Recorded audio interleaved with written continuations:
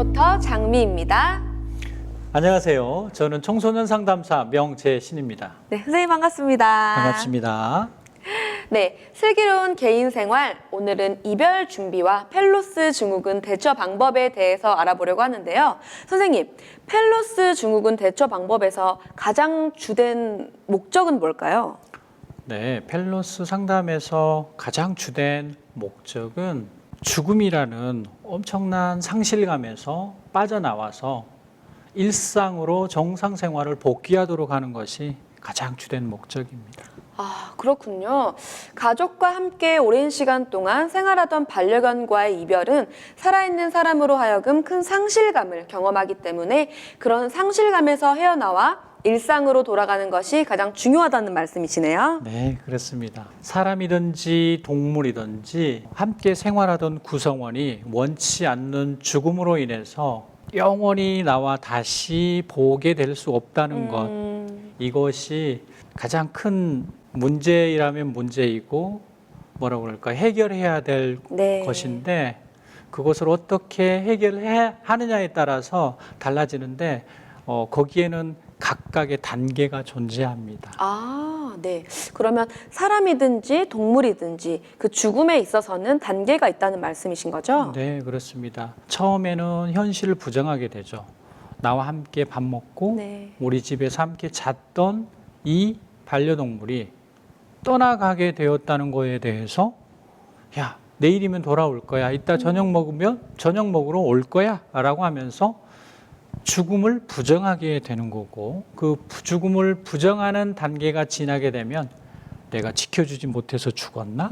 이와 같은 죄책감이라는 것에 시달리게 됩니다. 그리고 죄책감이라는 단계가 지나게 되면 분노의 이제 때가 오게 되는 거죠. 그러면서 화도 났다가 때로는 아닌가?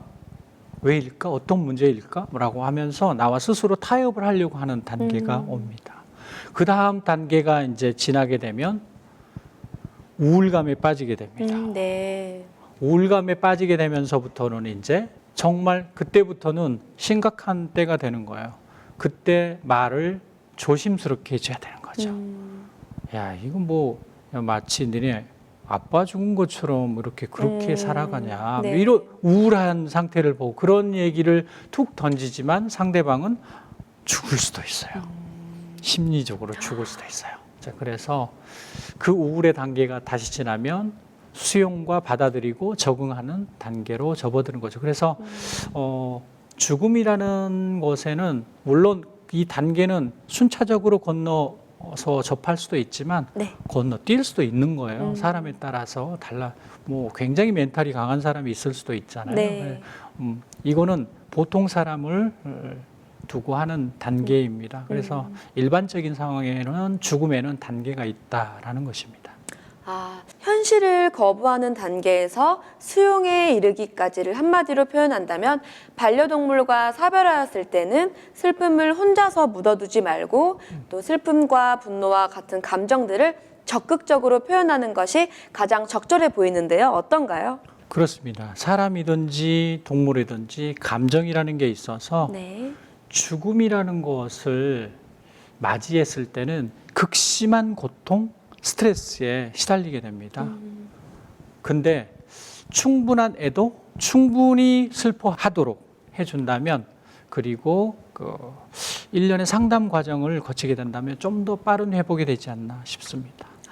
그럼 그에 따른 좀 방법이 있을까요? 죽음으로부터 상실감이 크잖아요. 네. 죽음이라는 상실감에서 이제 벗어나려면 먼저 이제 저희가 펜로스에 이렇게 이쪽으로 사람 쪽에 있던 것이 반려동물로 옮겨온 거잖아요. 네.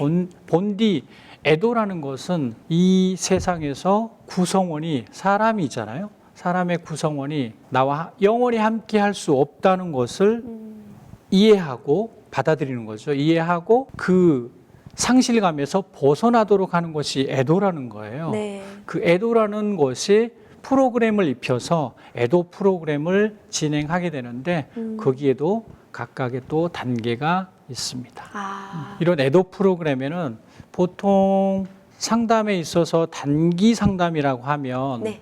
26회기 미만을 단기 상담이라고 그래요. 아, 네네. 한 달을 기준으로 4번씩 한다 하더라도 6개월 정도는 되어야 단기 상담이거든요. 근데 우리나라의 국내의 경우에는 상담을 그렇게 길게 가져가지 않습니다. 그래서 일반적으로 애도 프로그램의 경우에도 10회기 정도로 운영하고 있지만 저 같은 경우에는 이제 상담을 좀 하다 보니까 7회기 정도로 해주면 세팅을 해놓으면 괜찮더라라는 이제 임상 경험에 따라 저 같은 경우는 7회기로 이제 구성을 하고 있습니다. 네. 먼저 7회기의 첫 번째는 상실의 자각이라고 해서 상실감을 깨닫도록 하는 거죠. 너만 그런 게 아닌 거야.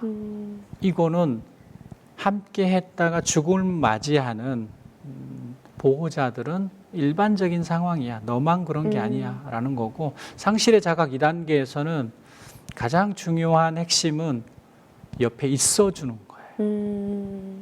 특별히 뭘 하려고 하면 부딪히게 될 수 있어요. 네. 너가 내 마음을 알아? 뭐 이런 식으로 공격을 들어오니까 이 상실의 자각 단계에서는 옆에 있어주는 거. 네, 들어주고 있어주는 거.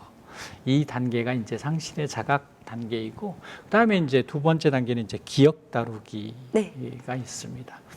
지난 살아있는 동안에, 반려동물이 살아있었던 동안에 먹으러 갔었고 놀러 갔었고 이런 것들을 이제 기억에 대해서 되돌아보게 하는 거죠. 그럼으로써 좋은 기억을 추억으로 이제 남기도록 하는 작업이 이제 기억 다루기. 네. 그 다음 단계로 가면 이제 감정 다루기. 아, 기억을 했어요.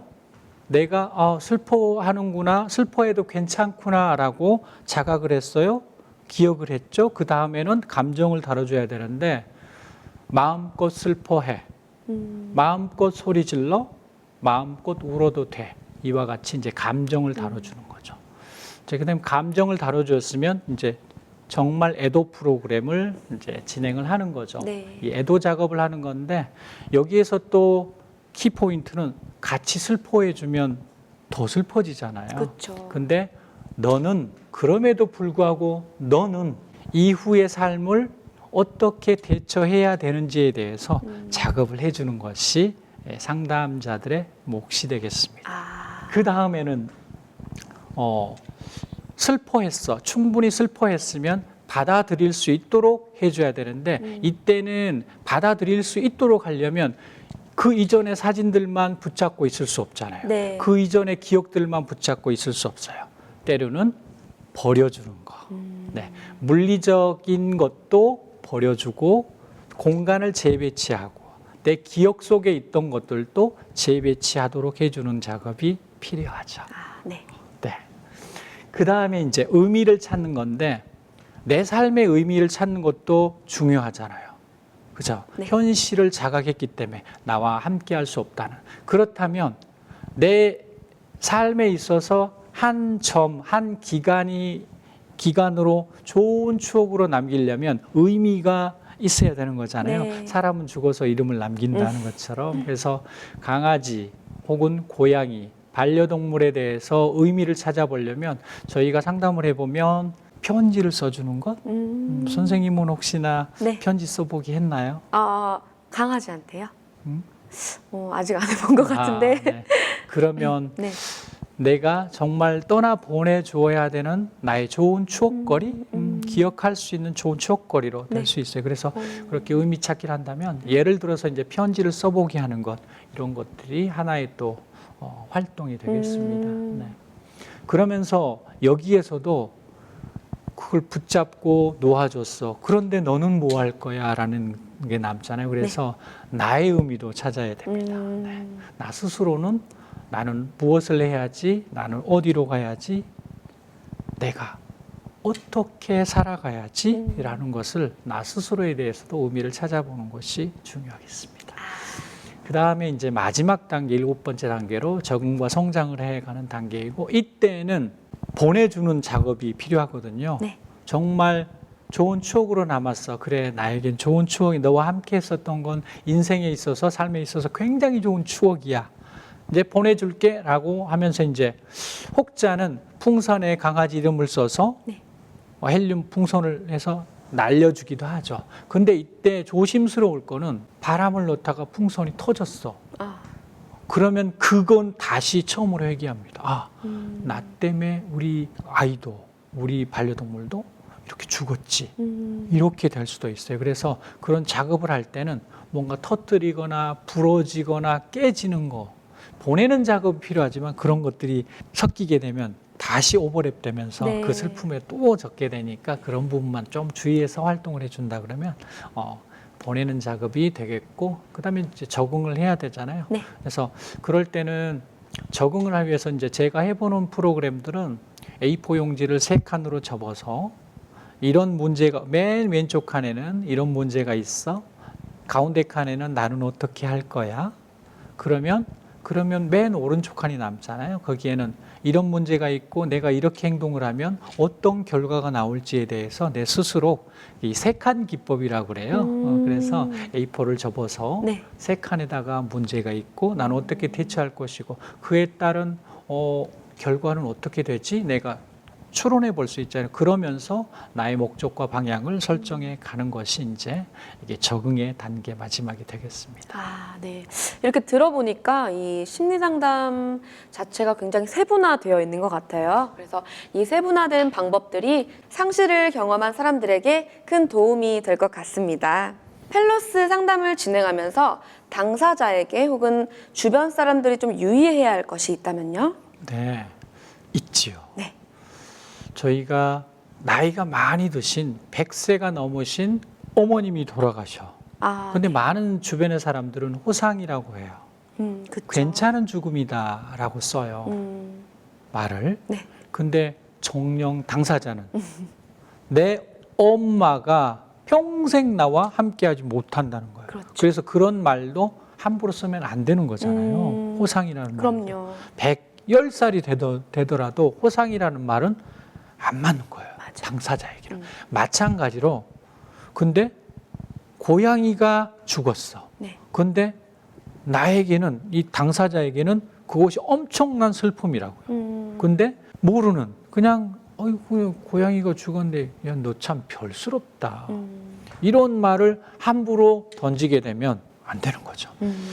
과거의 문맹 19세기, 20세기의 문맹은 글자를 모르는 것이라고 한다면 21세기 지금의 문맹은 상대방의 감정을 읽지 못하는 것이 문맹이에요. 고로 여러분들은 그걸 좀 주의해서 그렇게 펜로스 당사자에게 별스럽다, 너 짐승 한 마리 죽음 가지고 웬 말이냐 이런 말은 좀 삼가해 줬으면 좋겠다. 이 수업을 들은 여러분들이 꼭 한번 당부해 두고 싶습니다. 네.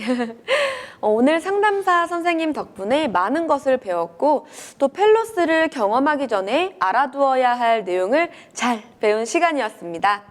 반려가족 여러분들도 꼭 기록해 두셨다가 반려견 펠로스를 경험하고 있는 분들이 있으시다면 참고하시면 정말 좋을 것 같습니다. 이번 영상의 주제인 이별 준비와 펠로스 증후군에 대한 심리 상담 영상을 마치도록 하겠습니다. 여러분 수고하셨습니다.